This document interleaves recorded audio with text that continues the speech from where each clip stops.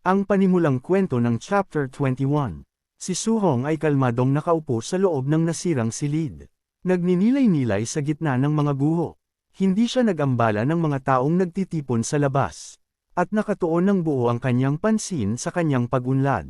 Dahil sabik ng sumulong, binuksan niya ang kanyang sistema at ibinuhos ang lahat ng kanyang martial value sa kanyang spirit stat. Isang nagniningning na asul na aura ang bumalot sa kanya nang sa wakas ay naging isa na siyang spirit master. Ipinikit niya ang kanyang mga mata, ninanamnam ang pakiramdam ng kanyang bagong gising na kapangyarihan. Sinusubukan ang kanyang mga kakayahan, nagpalitaw siya ng isang kumikinang na moltong kamao. Ang kontrol na telekinetic ay tila kakaiba sa pakiramdam. Parang bigla ang pagkakaroon ng ikatlong braso. Bahagyang pinapawisan. Sinuri niya ang interface ng kanyang sistema at kinumpirma na ang kanyang spirit stat ay lumampas na sa threshold na 100%. Upang subukan ang kanyang kapangyarihan sa tunay na mundo. Itinuon niya ang kanyang pansin sa kanyang kama at walang kahirap-hirap na pinalutang ito sa pamamagitan lamang ng isang isip. Sa sobrang tuwa, si Su-hong ay lumutang mula sa sahig kasama ang kanyang sibat. Nagdiriwang dahil maaari na siyang maglakad sa hangin at gumamit ng mga telekinetic na pag-atake gaya ni Xiaonan. Dahil sa kanyang bagong katayuan, matatag niyang ipinasya na kopyahin ang A-rank spirit martial art ni Xiaonan at ang offensive technique ni Wang Tiantuo. Kinabukasan, isang apurahang anunsyo ang nag-utos sa lahat na magtipon sa loob ng 1 minuto, na may banta na babawasan ng puntos ang sinumang mahuhuli. Nagmamadaling bumaba ang mga nagsasanay sa gitna ng pagkataranta. Malakas silang nagreklamo na ang schedule ng kampo ay labis-labis matapos tiisin ang entry assessment. Matinding pagsasanay, at isang malupit na pagsalakay sa gabi sa loob lamang ng 1 araw. Ang mga nagsasanay ay bumuo ng isang malaking pangkat sa looban. Dumating si Su-hong ng kaswal. Iniuunat ang kanyang mga braso at mukhang hindi man lang naapektuhan ng mga kaganapan noong nakaraang gabi. Nakatayo sa harap nila si Instructor Lin Zi, natutuwa na walang nahuli sa biglaang pagtitipon. Kasama ang isang masayang ngiti, inamin niya na inaasahan niyang marami ang magiging bogbog sarado para makatayo. Kaya pinuri niya ang kanilang katatagan. Nagreklamo ang isang magaspang na estudyante, na natalo lang daw siya dahil sa isang madayang pataksil na pag-atake. Ikinatwiran niya na hindi man lang siya binigyan ng oras para makapagsuot ng kanyang panloob. At ang sumalakay ay nagpuntirya pa sa kanyang pandiya. Sarkastikong nagtanong si Lin Zi kung ang isang tunay na alien assassin ay maghihintay pa sa kanyang makapagbihis bago ang isang pananambang. Tumawa ang kanyang kaibigan at tinukso ang magaspang na lalaki, na tinawag itong Bro Underpants. Habang nagmamasid mula sa karamihan, sumang-ayon si Su-hong sa lohika ng tagapagturo tungkol sa tunay na labanan, bagaman nauunawaan niya kung bakit pagod na pagod ang lahat. Dahil nararamdaman ang kanilang kawalang kasiyahan. Nag-anunsyo si Lin Zi ng isang komprehensibong pagsusulit upang bigyan ang lahat ng patas na pagkakataon na patunayan ang kanilang mga sarili. Ipinaliwanag niya na isang automatikong sistema ang susuri sa kanilang vitality, combat power, spirit, strength, speed, martial skills. Habang nakikinig ng may kumpiyansa ang tatlong nangungunang elite na sina Wang Tiantuo, Xiaonan, at Lin Xinghe, idinagdag ni Lin Zi na susunod dito ang isang ranggo sa labanan. Ang 10 nangungunang estudyante ay makakakuha ng pang-araw-araw na contribution points batay sa kanilang pwesto.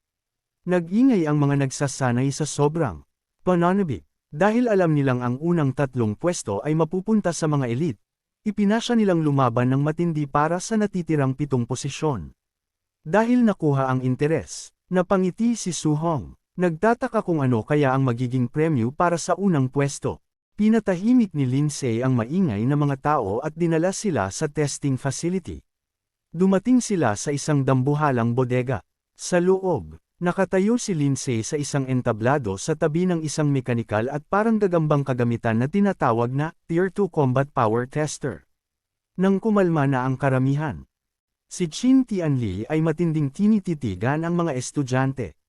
Napansin niya na ang kanyang target ay perpektong nakikihalo sa karamihan.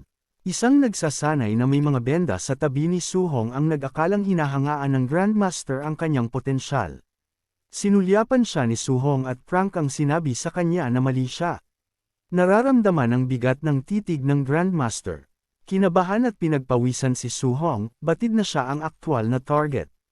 Nagsalita si Grandmaster Qin Tianli sa mga nagsasanay. Nag-anunsyo siya ng isang bagong grand prize. Sinumang maging ranggo numero 1 sa kabuuan ay maaaring pumili ng isang A-rank na martial art o movement technique.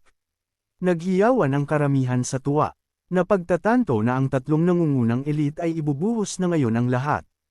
Sabik na nagdebate ang mga nagsasanay kung sino ang mananalo.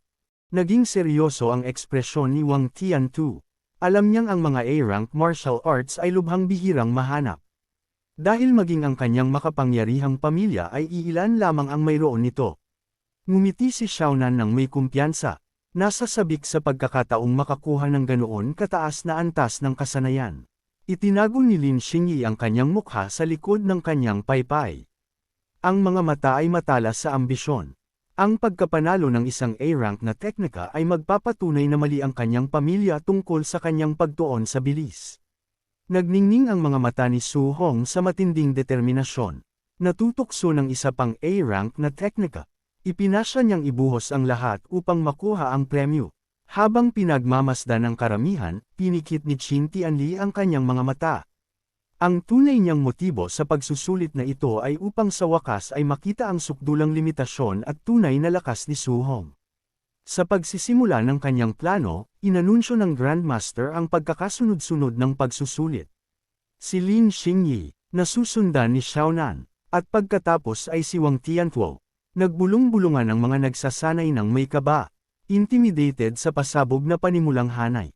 Nagtaka sila kung sino ang magiging malas na masusubok pang-apat at kailangang harapin ang napakalaking pressure na iyon. Kalmadong inanunsyo ng Grandmaster ang ika-4 na kalahok. Si Su Hong. Gulat na napatingin ang mga nagsasanay, ngunit nanatiling kalmado si Su Hong. Nakinukumpirma ang kanyang hinala na siya nga ang pinupuntirya. Ang kanyang mga dating kamag-aral na sina Chen Shan at Li Tu ay tumingin sa kanya ng may awa. Inaalalang si Su Hong ang huli sa entry assessment. Nagtaka sila kung sa paanong paraan niya nagawang mayrita ang Grandmaster. Ang iba naman ay nagtsismisan.